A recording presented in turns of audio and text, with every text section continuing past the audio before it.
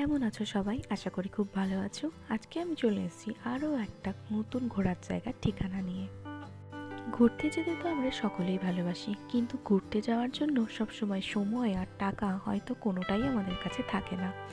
কিন্তু একটু সময় যদি আমরা বের করে নিতে পারি, তাহলেই আমরা চলে যেতে পারবো কাছের এই মন্দিরটিতে। এইখানে যাওয়ার পর তোমাদের কিন্তু কোনো খরচাই লাগবে না। এত পরিষ্কার পরিচ্ছন্ন সুন্দর পরিবেশ তোমাকে বাধ্য করবে এর পরের বারও এখানে আসার জন্য। এই মন্দিরটির নাম পৈলান মন্দির, আর এটি ডায়মন্ড হারবার রোডে অবস্থিত।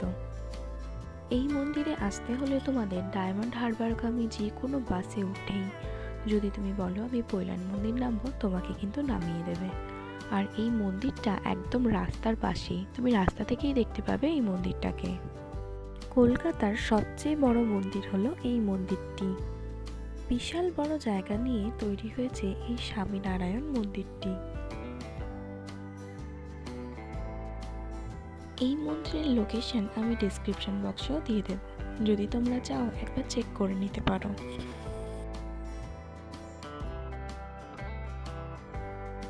মন্দিরের প্রত্যেকটা কোণায় রয়েছে সৌন্দর্য আর সৌন্দর্য, যেখান থেকে তুমি চোখ সরাতে পারবে না।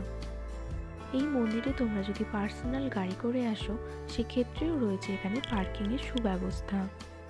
পার্কিং চার্জ খুবই কম রয়েছে এখানে। মন্দিরের পাশেই রয়েছে ফুড কোর্ট, সেখান থেকে তোমরা খাওয়া দাওয়া করে নিতে পারো। মন্দির খোলার সময় সকাল 8টা থেকে 12টা, তারপর মন্দির বন্ধ হয়ে যায়, আবার 4টে থেকে 8টা অবধি খোলা থাকে। আমি বলবো এই মন্দিরে যাওয়ার পারফেক্ট সময় এই 4টে, কারণ এই 4টের সময় গেলে তোমরা দিনের বেলায় মন্দিরটাকে কেমন লাগে সেটা যেমন দেখতে পাবে, আবার সন্ধ্যেবেলায় মন্দিরটাকে কেমন লাগে সেটাও তোমরা দেখতে পাবে। আর দিনের আর রাত্রের এই দুটো সময়ের মন্দিরটাই কিন্তু অসাধারণ, আর এই দুটো সময়ের মন্দিরই কেমন লাগে তোমাদের সাথে শেয়ার করব।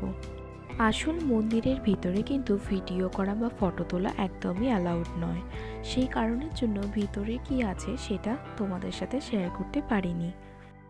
ভিতরের মন্দিরে রাম, সীতা, হনুমানজির সাথে পূজিতা হন শ্রী রাধা, শ্রীকৃষ্ণ। মন্দিরের ভিতরে ভীষণ সুন্দরভাবে তুলে ধরা হয়েছে যিনি রাম, তিনিই বিষ্ণু, তিনিই নারায়ণ, তিনি শ্রীকৃষ্ণ। মন্দিরের পাশে বাচ্চাদের খেলার জন্য পার্কও রয়েছে। এই মন্দির বাচ্চা থেকে বড় সবারই ভীষণ ভালো লাগবে। বাচ্চা থেকে বড় সবাই এখানে মাঠে ভীষণ ছোটাছুটি করছে, আর এখানের জায়গাটা ভীষণই বড়। এখানে তো বাচ্চাদের সাথে সাথে গার্জেনরাও দেখি দোলনায় দুলতে শুরু করেছে। আর এই হচ্ছে মেন গেট, এই যে দেখতে পাচ্ছ বাসটা আসছে, বাসটা চলে যাবে বাঁ দিকে, আর বাঁ দিকেই হয়েছে পার্কিংয়ের ব্যবস্থা, আর ডান দিকে তোমরা চলে আসলেই মন্দিরের কাছে চলে আসবে।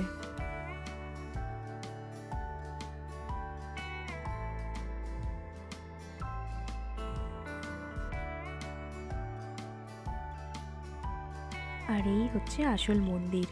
দেখো মন্দিরটাকে একটু কাছ থেকে দেখানোর চেষ্টা করছি, কি সুন্দর কারুকার্য করা রয়েছে এই মন্দিরে। শুধু মন্দিরটাকেই এখানে সুন্দর করে সাজানো হয়নি, তার সাথে চারপাশটা এত সুন্দর করে সাজানো হয়েছে, মাঝে মাঝে হরিণ, এই লাল লাল গাছ, সবুজ ঘাস, সবকিছু মিলিয়ে এই মন্দির সত্যি একেবারে অনবদ্য। আর এখন হয়ে গেছে সন্ধে, আর সন্ধেবেলার ভিউটা কেমন লাগে তোমাদেরকে দেখাচ্ছি। এখানে ডে লাইটেও ঠিক যতটা সুন্দর লাগবে, আর সন্ধেবেলাতেও ঠিক ততটাই সুন্দর লাগবে। সন্ধেবেলার পরিবেশটা যেন এক মায়াবী পরিবেশ হয়ে যাবে। আগেই মন্দিরে সব জায়গায় যাওয়া যেত, কিন্তু আস্তে আস্তে সব জায়গায় যাওয়াটা বন্ধ করে দিচ্ছেন ওনারা।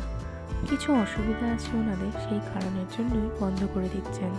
আসলে এই মন্দিরটি এতটাই বড় যে সব জায়গাটা হয়তো ওনাদের পক্ষে প্রোটেকশন দেওয়া সম্ভব হচ্ছে না, তাই জন্যই অনেক জায়গা বন্ধও করে দিয়েছেন ওনারা।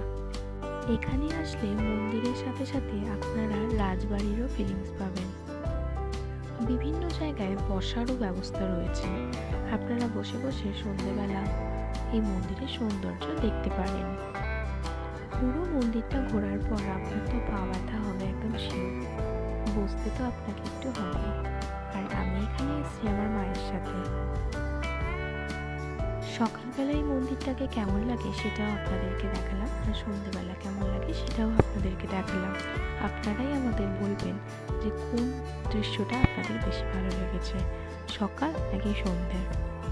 পুরো ভিডিওটা দেখার জন্য অসংখ্য ধন্যবাদ। যদি ভিডিওটা ভালো লাগে তাহলে অবশ্যই একটা লাইক করে আর চ্যানেলটাকে সাবস্ক্রাইব করে আমাদের পাশে থাকবেন। আর খুব তাড়াতাড়ি দেখা হচ্ছে পরের একটি ভিডিওতে।